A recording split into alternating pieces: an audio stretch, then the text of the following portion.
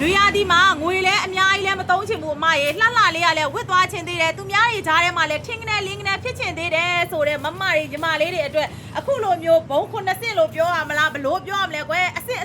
ဒီကောင်လေးကတော့ဒီတိုင်းလေးတစ်ထပ်ထဲမဟုတ်ဘူးနော်ဒီမကြီးဒီကောင်အဲမှာအယောင်လေးပြားနေလို့ဒီလိုမျိုးလေးအထက်ကလေးတွေအစ်ကွယ်သီးလားအပြင်မှာသေအောင်လာတာဒီမကြီးဒီလောက်ထိဝဲခါကအစင်ဒီမကြီးလုံးဝကွယ်တအားလာတာကွယ်လက်ပုံစံလေးလဲရှိုးလာအောင်လက်ကလေးကလည်းရဲချစ်စရာကောင်းတယ်ခါကျိုးချီကလည်းပါသေးတယ်ကွယ်သီးလားဘာလို့သေးလဲအောက်မှာလည်းတစ်ထပ်ပါပြီးတာတော့လုံးဝမပါစေရဘူးသီးလားဒီမကြီးအရန်လာတဲ့ဒီဇိုင်းဒီမကြီးလုံးဝကိုဝဲခါကဒါမှသူခါကနေပြီးတော့ခောက်ပြပေးတဲ့ဝဲခါကအယောင်ကာလာလေးတွေမြသူနည်းနည်းပြပေးအောင်မယ်ဟုတ်ပြီနော်အယောင်ကာလာလေးတွေလည်းတော်တော်ကိုလှပါတယ်ရှင်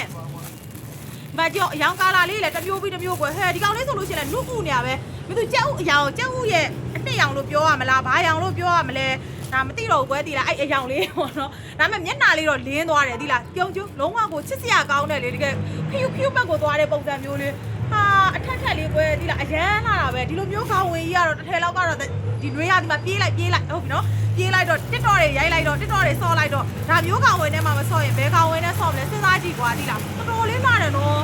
ဒီသူလေးကာလာလေးတွေလည်းလေအဲ့လောက်ထိချုပ်တက်တဲ့သူကိုလည်းအံ့ဩတယ်ဒီလားဘာလို့မလို့အယောင်တွေရွေးတတ်ရတာလဲလို့လေဒီမှာကြည့်အောင်အရန်လာနေပါကွယ်ဒီမှာကြည့်ဒီလောက်ထိဝဲခါကအစင်ကြည့်အောင်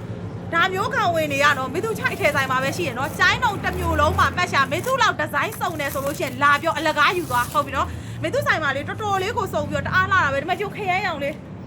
ဝါ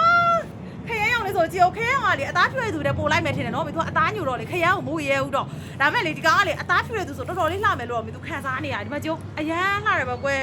အပွင့်စင်လေးလည်းတော်တော်လှတယ်နော်ပြီးရင်နောက်တစ်ယောင်ပြအောင်မယ်ဒီတရားကလည်းနုနုဥဥလေးတကယ်အကုန်ကြိုက်တာပေါ့နော်